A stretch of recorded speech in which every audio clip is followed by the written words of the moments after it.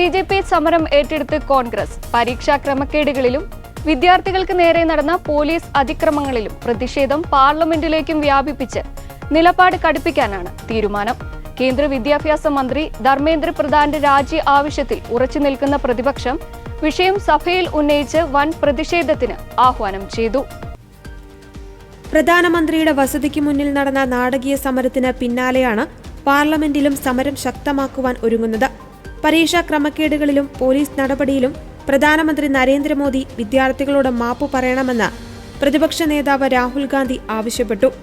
അമിത്ഷായും ധർമ്മേന്ദ്ര പ്രധാനും രാജിവെക്കണമെന്നും പരീക്ഷാ ക്രമക്കേടുകളിൽ കേന്ദ്ര സർക്കാർ പാർലമെന്റിൽ അടിയന്തര ചർച്ചയ്ക്ക് തയ്യാറാകണമെന്നും രാഹുൽ ഗാന്ധി ആവശ്യപ്പെട്ടു. രാഷ്ട്രീയ നേട്ടത്തിനായി രാഹുൽ ഗാന്ധി വിദ്യാർത്ഥികളെ ചൂഷണം ചെയ്യുകയാണെന്ന് കേന്ദ്ര വിദ്യാഭ്യാസ മന്ത്രി ധർമ്മേന്ദ്ര പ്രധാൻ ആരോപിച്ചു. ജനാധിപത്യപരമായ ചർച്ചയേക്കാൾ രാഷ്ട്രീയ നാടകത്തിനാണ് കോൺഗ്രസിന് താൽപര്യമെന്നും അദ്ദേഹം കുറ്റപ്പെടുത്തി. നീറ്റ് ചോർച്ചയെക്കുറിച്ചുള്ള ചർച്ച ഇന്നത്തെ പാർലമെന്റ് അജണ്ടയിൽ കേന്ദ്ര സർക്കാർ ഉൾപ്പെടുത്തിയിട്ടില്ല. രാജി ആവശ്യം രാഷ്ട്രീയ പ്രേരിതമാണെന്നും വിദ്യാർത്ഥികളെ രാഷ്ട്രീയ ഉപകരണമാക്കരുതെന്നും BJP നേതൃത്വം വ്യക്തമാക്കി. CJP സമരം ഇന്ന് 33ാം ദിവസത്തിലേക്ക് കടന്നു. സമരത്തിന് പിന്തുണയുമായി രാജ്യത്തിന്റെ വിവിധ ഭാഗങ്ങളിൽ നിന്ന് കൂടുതൽ യുവാക്കൾ തലസ്ഥാനത്തേക്ക് എത്തിയേക്കും. പുതിയ സമരതന്ത്രങ്ങൾ മെനയുന്നതിനൊപ്പം സമരം കൂടുതൽ ശക്തമാക്കാനാണ് CJPയുടെ തീരുമാനം.